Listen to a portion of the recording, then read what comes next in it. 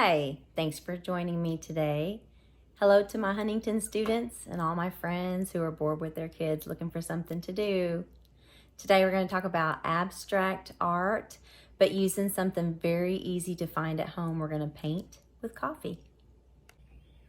For today's lesson, you will need a piece of paper, either watercolor paper, cardstock. Honestly, even regular paper will be just fine if that's all you have. You will need some paint brushes, a pen, a pencil, and then coffee in varying strengths. If you don't have coffee or you don't have a coffee drinker at home, you can also use a soda or some strongly brewed tea. Today's art's going to be an abstract version of tree bark. So you're going to start with the spiral.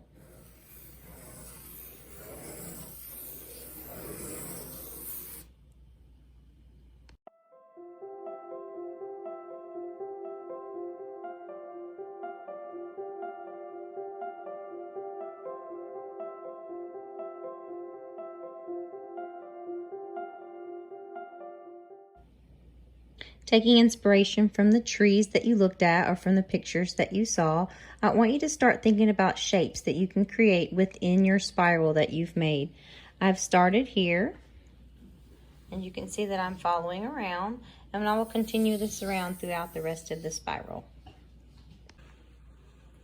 After you have added all of your details that have to do with your inspiration of the bark, then you'll need to go back and using a ballpoint pen, you're going to trace over all of these lines. The reason that you want to trace over it with the lines is so that the lines still stand out after you've painted. If you use a felt tipped pen, it will bleed when the paper gets wet, so make sure that you're using a ballpoint pen.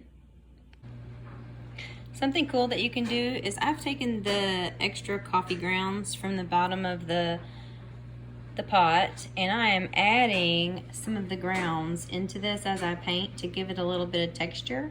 If you have instant coffee at home, instant coffee works great for this because you can just sprinkle the granules on the wet surface and they will dissolve and make really cool effects on your picture. After you have filled in all of your shapes, you're going to come in and you're going to do a wash of a lighter coffee. So a different strength of coffee, and fill in all the extra space, and then we'll do the last step in a minute. So we have our finished product. I really liked the white standing out, so I went through and I added a little definition to that. You can do that with colored pencil, paint, crayon, really whatever you have that's white. If you want it that way, it's not necessary. And I did go back and I darkened up my lines because once it got all wet, the pen faded and I really wanted it to be more defined, so I went ahead and traced back over my lines again with a black Sharpie. I hope that you've enjoyed this tutorial.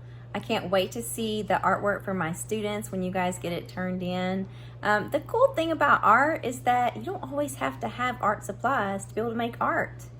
I mean, you can make some really cool stuff from coffee.